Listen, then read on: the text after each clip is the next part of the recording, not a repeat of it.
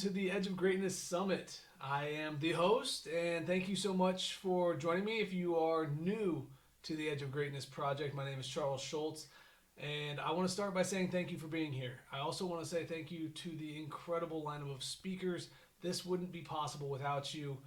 It's an honor to have so many of you say yes and donate your time to give back to so many people. This is just an incredible thing that is happening right now. I wanted to take a time today to talk to you specifically about courage. The pillar of courage for me has taken on a new meaning lately, and I want to dive into that a little bit so I can share some of my experiences with you. But personally, I believe that what stops most people from achieving their goals isn't a lack of talent or skill, it's a lack of action. It's a lack of action when it gets hard. It's a lack of action when people get scared, and it creates a sense of feeling stuck. And in those moments, fear wins. Learning to be courageous opens so many doors, but it starts with action. And that is the next step of this journey. You have to start to look at fear in moments where courage is necessary as action steps on the way to success. There are moments when you're close. That's why you're scared, because you don't know what the outcome's going to be. You don't know whether or not you're going to win or lose. A lot of people think courage is an elimination of fear or being fearless. Fearless doesn't exist. We can't eliminate fear. We need to stop looking at it as becoming fearless or stopping fear from being present, because that's only going to create more fear. However, we can learn to work with it. We can learn to walk side by side with it.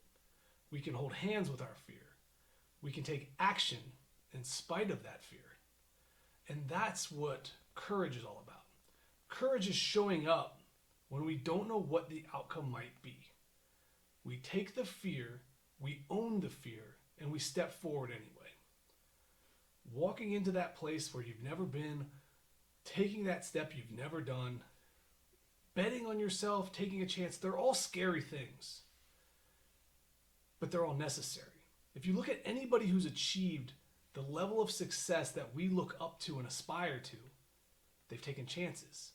They've shown courage. We all have that courage, but we have to be willing to do things that make us uncomfortable. We have to be willing to look fear in the eye, own that it's there, and step forward anyway.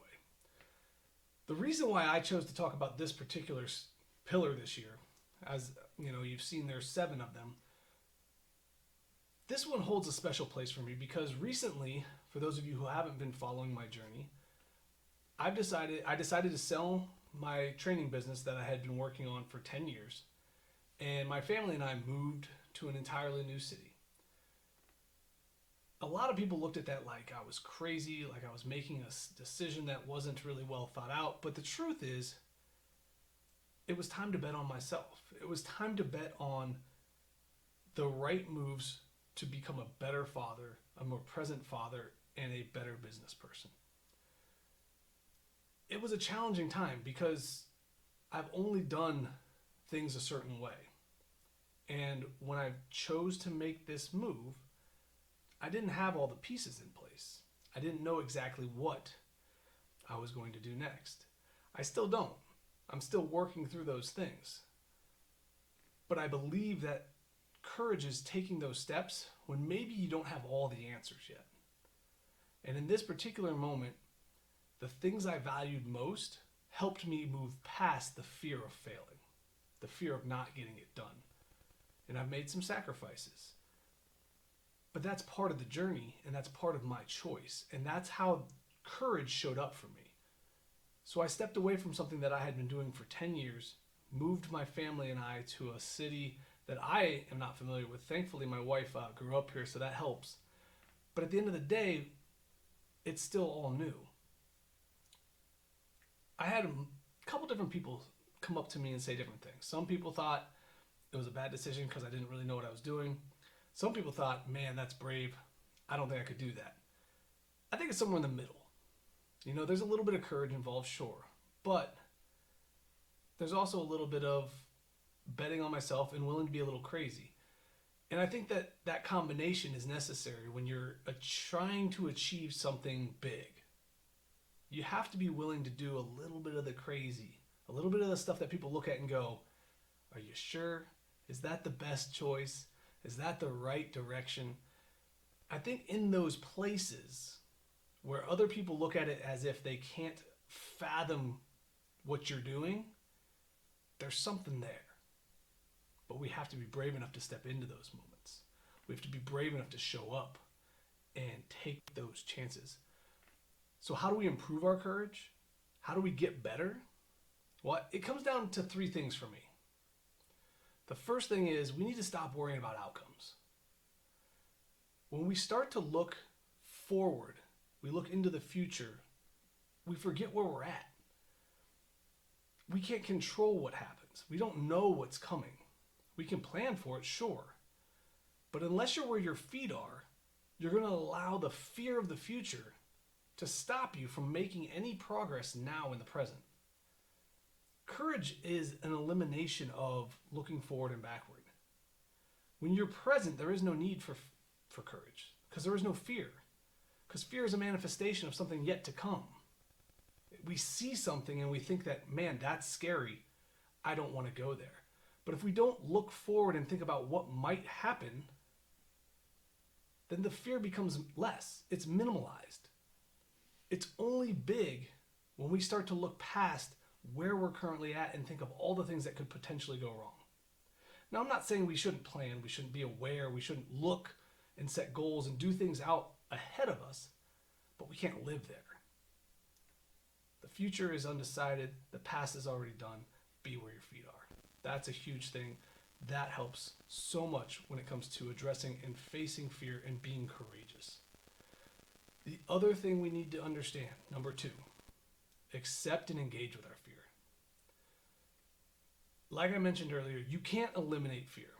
We are wired to have a fear mechanism and a fear response to certain situations. Now, we've gotten to a point in our societal life that we put fear on things that don't deserve it. If it can't kill you, should you really be afraid of it? Right? I mean, yes, we don't want to go play on the freeway in traffic. That's a legitimate fear. You should probably listen. But when it's giving a presentation like the one I'm giving now, and there's that fear and anxiety of I might mess up or fail, that's when we need to own that one. We need to accept that one. We need to grab onto it and say, hey, look, I hear you. I feel you. Let's go anyway. Because those moments of fear only lift us up. They only make us better. There's fear involved when we step into a big moment. If you're an athlete and you step on the field in a big game, there's a little anxiety. The heart's pounding, blood's pumping, little nervous. Oh man, it's a big game. What if I mess up? Those thoughts are damaging.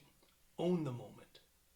I was lucky enough to play in the NCAA tournament as a baseball player at the University of Texas in front of 10,000 fans, and it was incredible. But I saw how it affected some people and how it heightened other people. The people who accepted the moment, who engaged with it, who felt the fear and said, you know what, it's fine. That's because it's a big thing and I care. Those people performed at a better level. Those people showed up and balled out. And I think that the more we get in touch with the fact that fear is there, what was it? Why are we afraid? How do we move forward? Let's accept it and continue on. The more we're going to look courageous to those around us, the more we're going to appear as if we are fearless. But it's not that we're fearless, it's that we became friends with our fear. The other thing that I've found that helps me, and this kind of relates back to some of the other stuff that I mentioned just a little bit before, is plan for hiccups.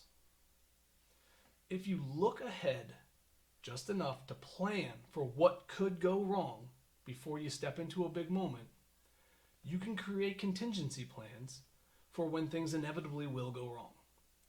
The unfortunate truth is that no matter how good you plan, something will go wrong. In those moments, when the fear steps up and the fear kicks in that, oh man, this is all going to go bad. This is going the wrong way and I can't fix it. Having a plan and having action steps can help you work through that moment where you want to freeze up and stop and keep moving forward. Ultimately, fear is going to be there. Courage is going to be necessary. And in my experience, what I've found is that those who are willing to step into courage and hold hands with fear find more success. I believe we all have what it takes to develop the skill of being courageous. But we have to own the moment, we have to stay present, and we have to appreciate the fact that fear isn't going anywhere. And because you feel fear, it doesn't mean you're in the wrong spot. It probably means you're in the right one. Unless you're playing in traffic, then you should listen and you should probably keep moving on.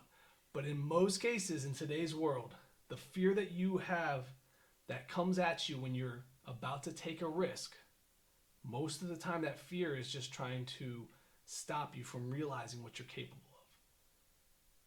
Don't listen to it. Talk back to it. Have a conversation and find out exactly why is it there, and then step into it anyway. We're all capable of great things. I believe that to my core, but we have to learn how to get there. We have to accept what it looks like, and one of the big things here is starting to be courageous. You all have big dreams, I know it. You wouldn't be on this summit, you wouldn't be listening to these talks if you didn't want something more. Trust yourself, step into that, be courageous, go be great.